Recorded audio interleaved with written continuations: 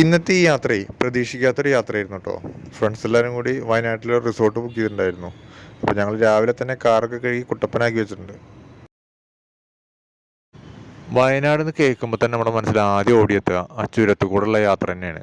പിന്നെ നല്ല അടിപൊളി റിസോർട്ടും. ഇത് ചുരത്തിൻ്റെ ഏറ്റവും ടോപ്പിലുള്ള വ്യൂ പോയിൻ്റ് ആട്ടോ. അങ്ങനെ ഞങ്ങൾ ബുക്ക് ചെയ്ത റിസോർട്ടാട്ടോ ഈ കാണുന്നത്. ഒരു പ്രൈവറ്റ് സ്വിമ്മിംഗ് പൂളും പിന്നെ 8 പേർക്ക് താമസിക്കാൻ പറ്റിയ നല്ല ഒരു അടിപൊളി റിസോർട്ട്. പോരുന്ന വഴിക്ക് കുറച്ച് ചിക്കനൊക്കെ വാങ്ങിച്ചിട്ടുണ്ടായിരുന്നു ഗ്രില്ല് ചെയ്യാൻ വേണ്ടിയിട്ട്. അപ്പോൾ ആ പരിപാടിയാണ് ഈ കാണുന്നത്. പിന്നെ ഡാൻസും പാട്ടും മൊത്തത്തിൽ നല്ലൊരു ആംബിയൻസ് തന്നെ ആയിരുന്നു അവിടെ. സാധാരണ ഞങ്ങൾ അൽഫാം ഗ്രില്ല് ചെയ്യാനുള്ള കനലിൽ ചൂടാക്കണം എന്നുണ്ടെങ്കിൽ നല്ല ബുദ്ധിമുട്ടാറുണ്ട്.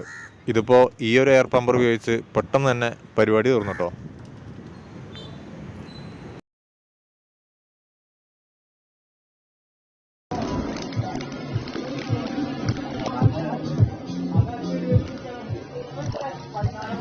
രാവിലത്തെ ബ്രേക്ക്ഫാസ്റ്റ് എല്ലാം കഴിഞ്ഞ് ഉച്ചയ്ക്ക് ഒരു 12 മണിയാകുമ്പോൾ തന്നെ ഞങ്ങൾ റൂം വെക്കേറ്റ് ചെയ്തിട്ടോ.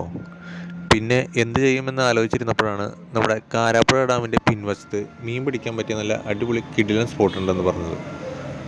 അപ്പോൾ ഞങ്ങൾ നേരെ അങ്ങോട്ടേക്കാണ് പോയത്. പോകുന്ന വഴി കുറച്ച് ബുദ്ധിമുട്ടേറിയ വഴിയാണെങ്കിലും അവിടെ കുറേ പേര് മീൻ പിടിക്കുന്നുണ്ടായിരുന്നു. പിന്നെ മീൻ പിടുത്തം എവിടെ പോയാലും ഞങ്ങളുടെ ഒരു ഹോബി ആയത് കാരണം ഫുൾ സെറ്റപ്പായിട്ടാണ് ഞങ്ങൾ പോയത്. മീൻ പിടിക്കാനായി ആധുനിക രീതിയിലുള്ള അമ്പും വില്ലും മുതൽ നമ്മുടെ നാടൻ ചൂണ്ടക്കുളത്ത് വരെ ഞങ്ങൾ കയ്യിൽ കരുതിയിട്ടാട്ടോ പോയത്.